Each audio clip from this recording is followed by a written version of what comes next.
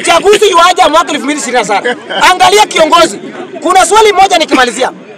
Jimmy Wanjigi ameuliza swali hili na kuna mtu amemjibu. Aliuliza Uhuru Kenyatta peleka GSU kwake. Jimmy Wanjigi. Akauliza William Ruto, tukaona GSU amepeleka kwake. Kwa sababu anauliza nyinyi, kama mnasema tuko na deni ya wazungu, mumelipa ngapi na ngapi imebaki? Hawazungumuzi. Inamaanisha hatuna deni Kenya. Tunachezwa. Akiuliza ndio mmepata deni, ngapi mumelipa?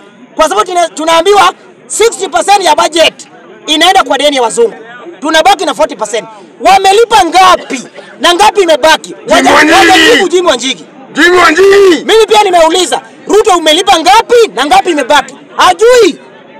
So wewe unakuja hapa, Ruto anafanya kazi kwa sababu unafuata mtu blindly. Jimmy Wanjigi. Jimmy Wanjigi. Nataka kuambia Mkenya, Kingpin wa Mount Kenya. Tafadhali usiku. Namalizia nikisema kwamba tuchague viongozi wanaoelewa masuala ya uchumi. Sio mtu akona maarufu, akona watu na yeye ni gun. Wanasema goons ndio wanaharibu uchumi ya Kenya.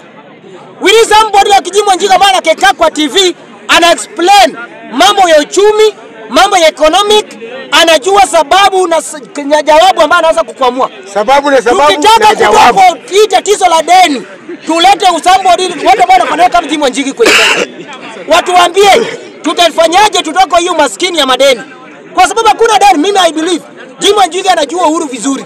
Jimmy Wanjigi anajua Raila. Kumbe Uhuru Kenyatta alikuwa anakopesa Jimmy Wanjigi deni. Anajua William Ruto. Alikuwa anakopesa. Tafadhali ndio malizo. Imechemka. Watu ambao wanajua masuala ya uchumi Kenya ni Mheshimiwa Honorable Jimmy Wanjigi. Na tunataka viongozi wakuje Kenya, wakuje kwenye dialogue na wananchi. Mtu ambaye ametolewa juzi kwa financial budget, Mheshimiwa Ndindi Nyoro.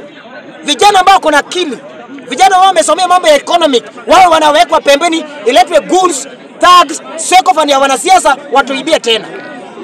We need somebody like Jimmy Wanjigi akuje kwenye meza. Atuambie Mheshimiwa Jimmy Wanjigi, ni yapi tutafanya?